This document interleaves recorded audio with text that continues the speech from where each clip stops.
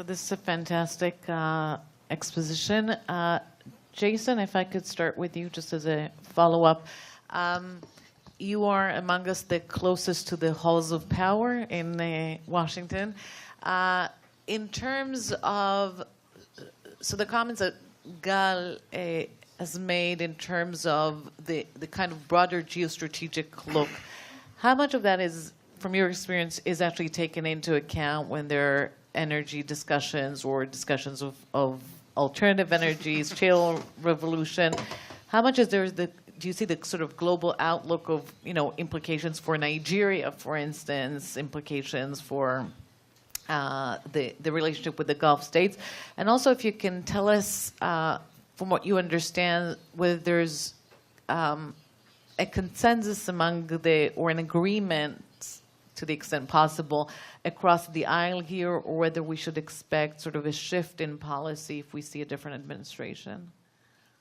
Yeah. So, I mean, I agree with what Gal said about the potential implications of the oil price drop on key producers. If you look at what's happening to the Russian economy now in the ruble, the Nigerian economy is severely challenged. Venezuela could be on the verge of economic chaos. These are really important geopolitical impacts, and it's true that Saudi Arabia has deep reserves that it can dip into if it wants, although I still think even the Saudis are going to be challenged, and it's going to have impacts on their economy as well. And these are things that the administration is surely paying a lot of attention to, is in close diplomatic dialogue with all these countries. And one of the things, as you'll hear from Amos later when he gets here, is that I think the Obama administration did that was one of the really most valuable actions we took on energy was the creation of a new bureau at the U.S. State Department to just do energy diplomacy.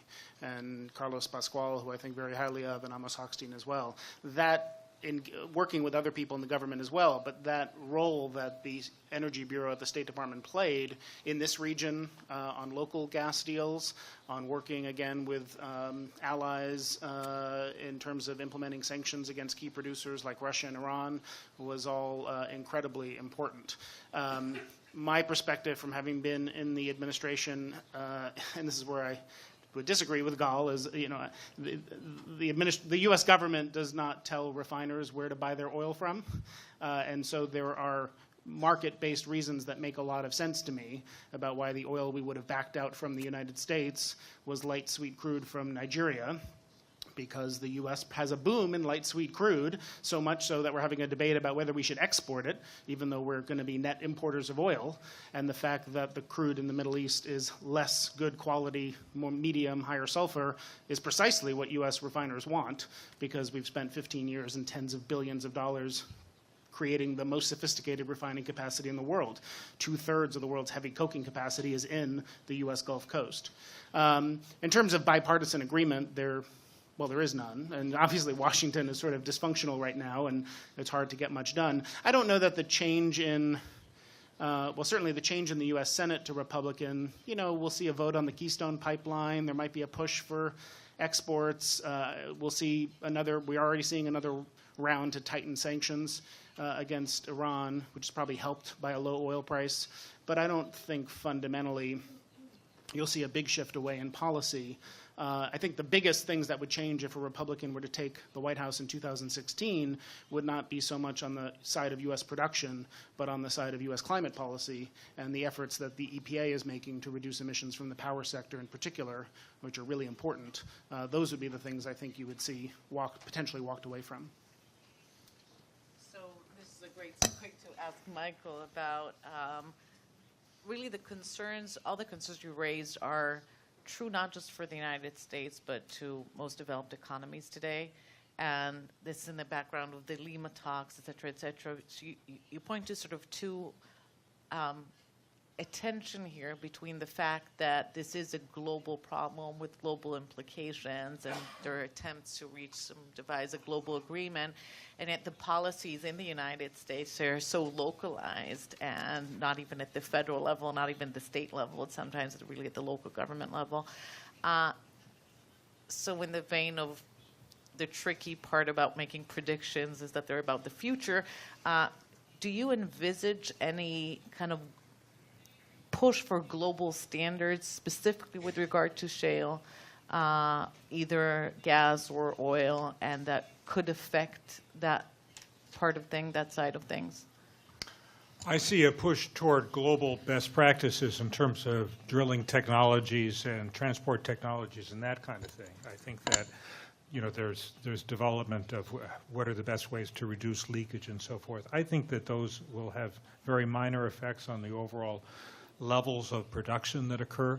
I think that the kind of global change in policy that would have a big impact is serious efforts to reduce greenhouse gas emissions. And so far, what we've seen emerge from the UN negotiations is purely voluntary, purely unenforceable.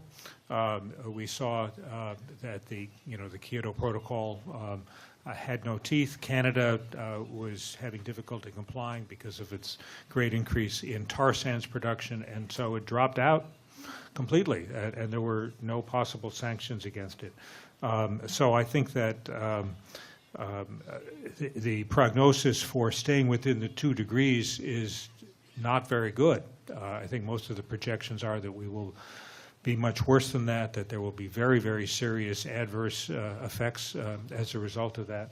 But I'm not seeing anywhere the political will to seriously cut back on energy consumption that's going to be necessary in order to really achieve the objectives. China has thankfully said that their greenhouse gas emissions are going to peak, but not until 2030. So that's a long time of increased emissions. So I would like to say that I think that this will have a major effect on the overall picture with oil and gas production, but my prediction is probably not. And in that sense, if the shale revolution, which is already making its way in China, increases in China, what are the implications for green gas emissions? Well, the big issue in China will be whether the shale is substituting for coal or is just a net increase in energy use. If it really substitutes for coal, then that is certainly an improvement. The problem is that in order to get to the very low emissions levels that we need, natural gas is still too polluting, and instead of a transition from coal to oil, from coal to gas, we need a transition from coal and other fossil fuels to renewables and nuclear. And that transition to renewables and nuclear is not happening at anywhere close to the pace that it should. Okay. Gal, you said that you predict sort of Russia and Iran taking steps at some point to sort of counteract the market trends. And you talked about, cutting production or raising prices in some other artificial ways. I'm wondering, what if we think about non-oil strategies, meaning just military posturing, paramilitary posturing, whether there is a risk. I'd like both Uzi and Gal to talk about, we focus very much on the United States, but maybe expand the picture to think about the other players, and if they feel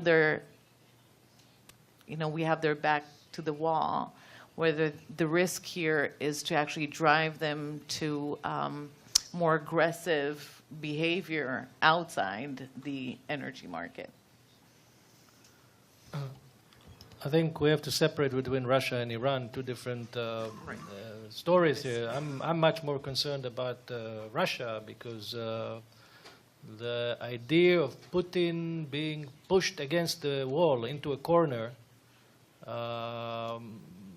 reminds me of other episodes where proud Russians were pushed against corners. It didn't turn out very happy. I think that Putin has leverages that he can pull in ways that Iran doesn't have.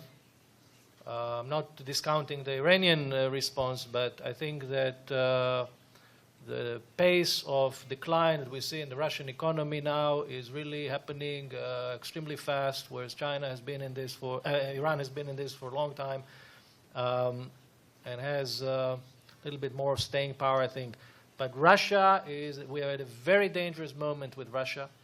Russia has abilities to do things to disrupt the stability of this region. Russia has abilities to cause tension, to push the price of oil back to the three-digit levels under certain conditions. Russia is also making very, very serious moves in Asia. If we see today, it's interesting, when President Obama went to China in November to the APEC summit, one day before he landed in Beijing, China signed a major natural gas deal with Russia. I think it's very telling. I think it's very telling that one day before the President of the United States goes to Beijing, Beijing decides to, I spend most of my time in China, so I can tell you, these things don't happen spontaneously.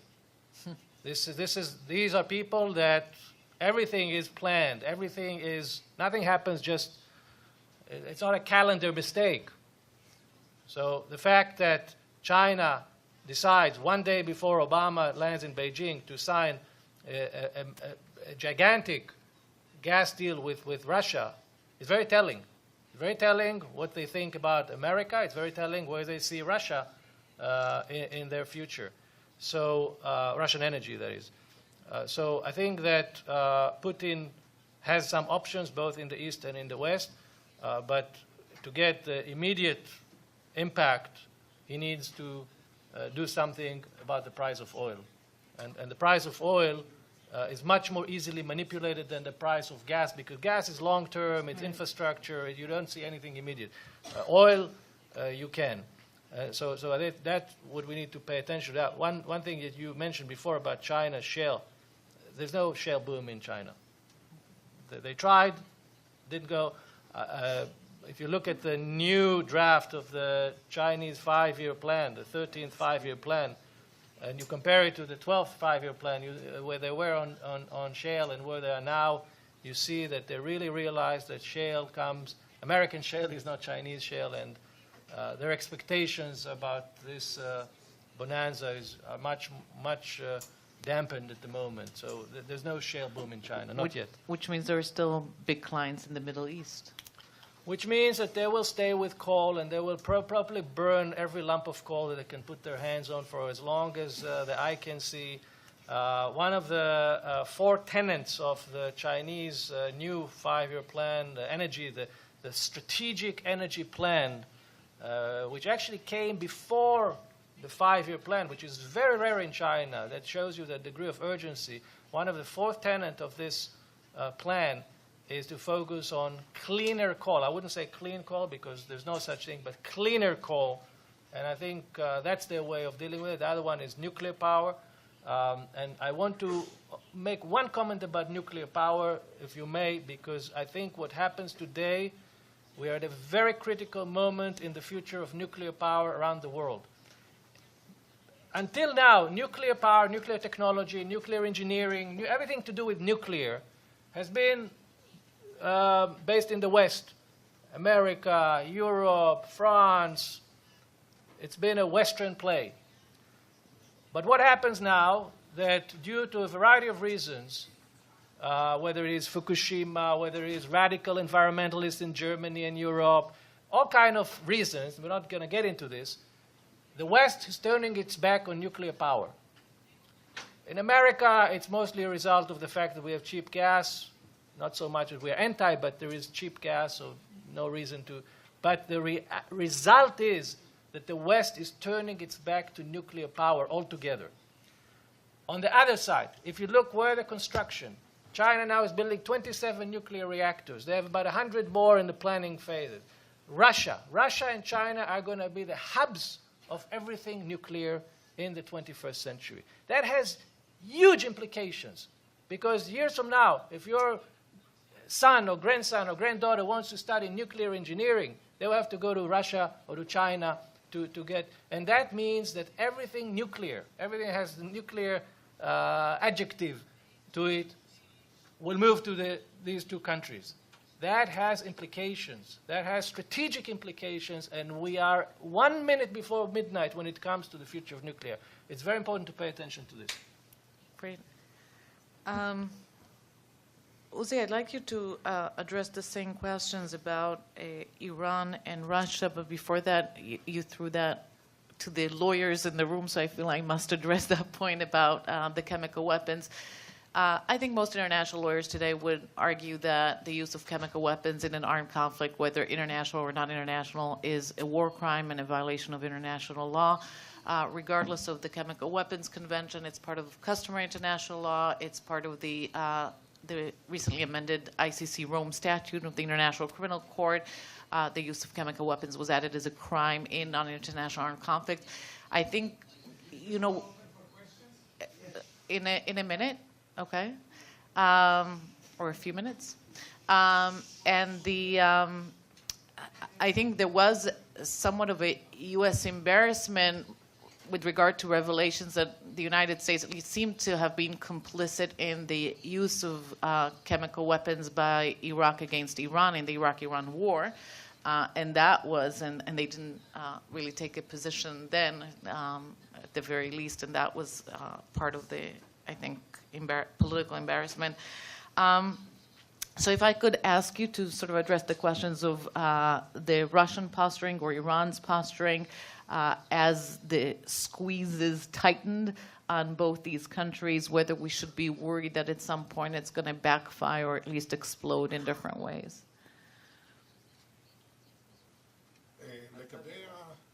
לגבי הנשק הכימי, השאלה החשובה היא לגבי מדיניות ארצות הברית במזרח התיכון. זה הנושא שאנחנו בוחנים אותו, ואז זה פשוט מעניין לראות האם ארצות הברית במלאת תפקיד גלובלי ובאיזשהו דימוי עצמי שלה מעמיסה על כתפיה עול שבעבר היא לא לבשה אותו, והוא לפעול בצורה ענישתית כלפי כל גורם שמחולל את הפשע, נאמר, של שימוש בנשק כימי.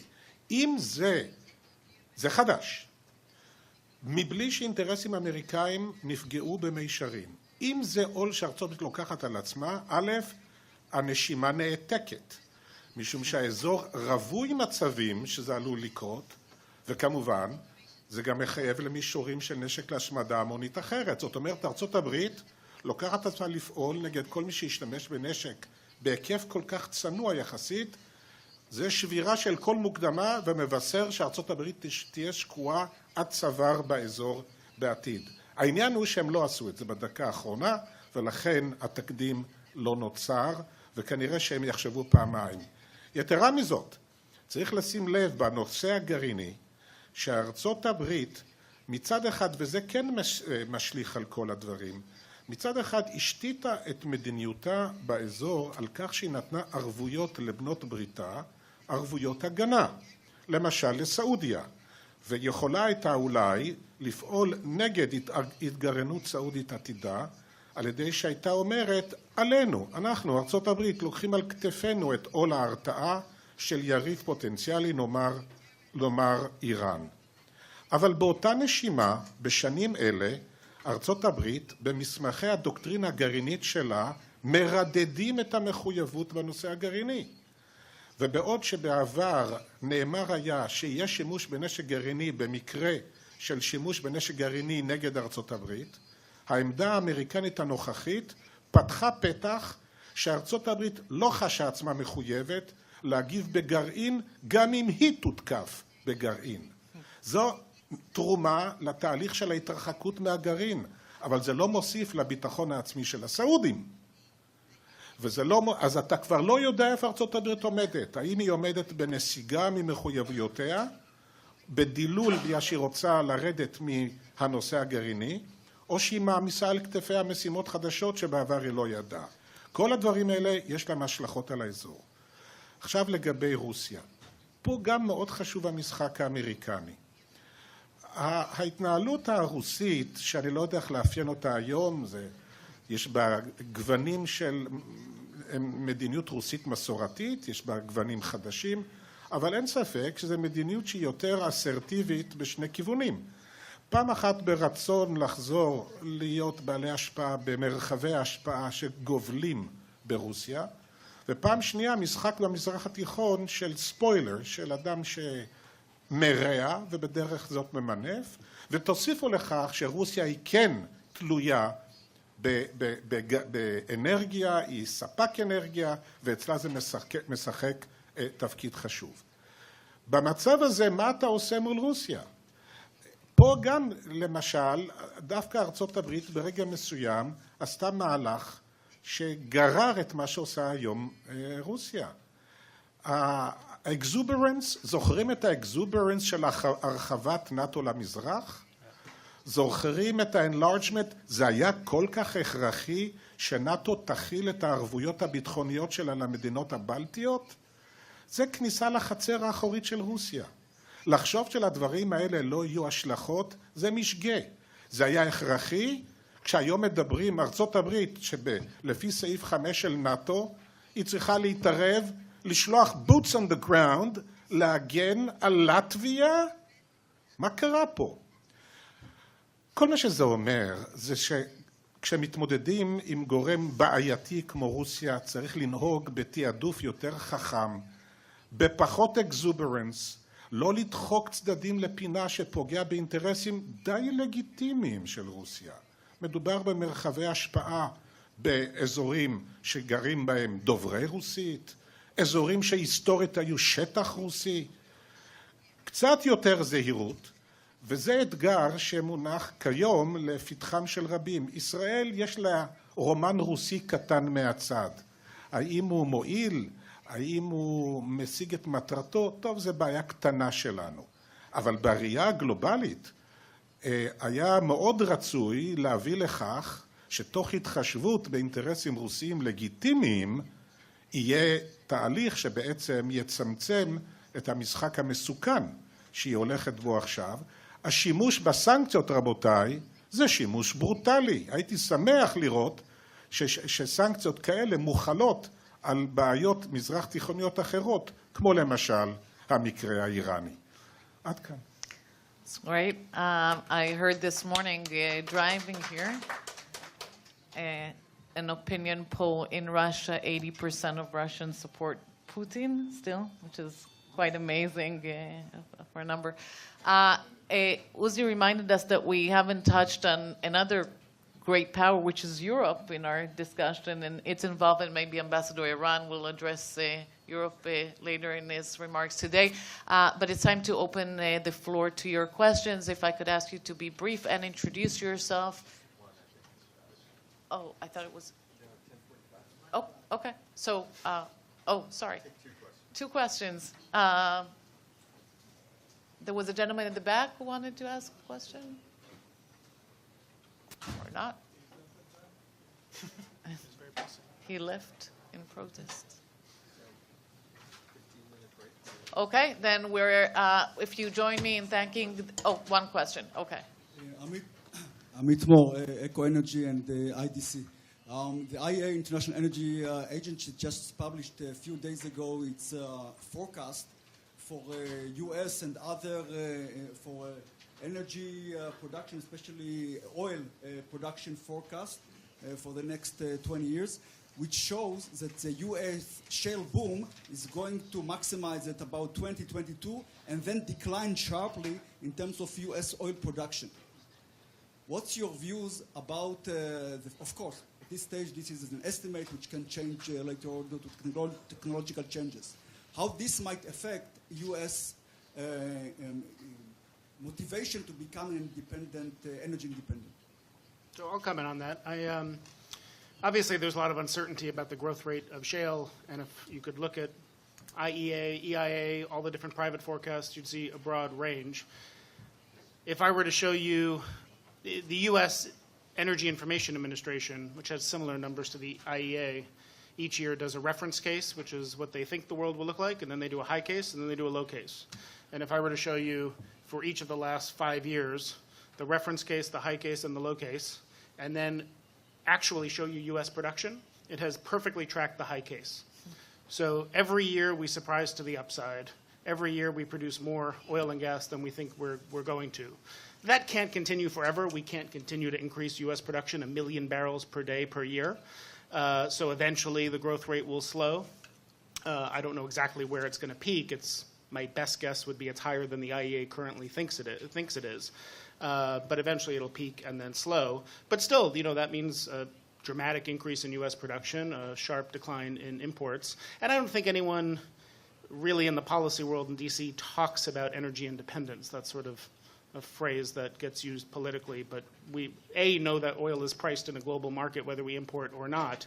But the U.S. is going to import much less whenever we start to see that growth rate decline.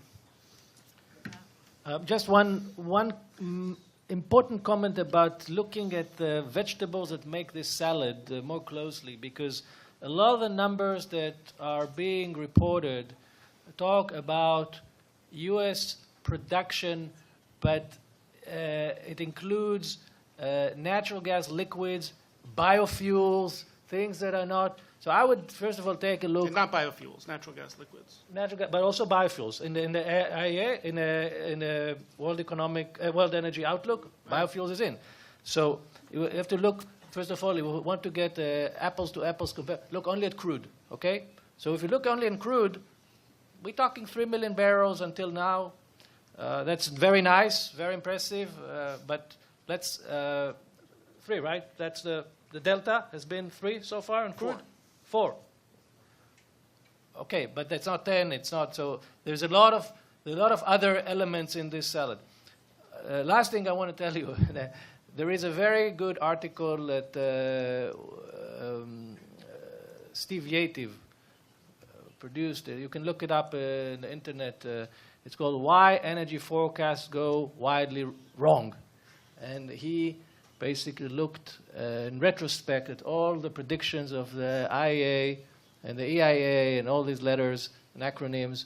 One of the problems is that you have to be very careful when you analyze things in a linear fashion.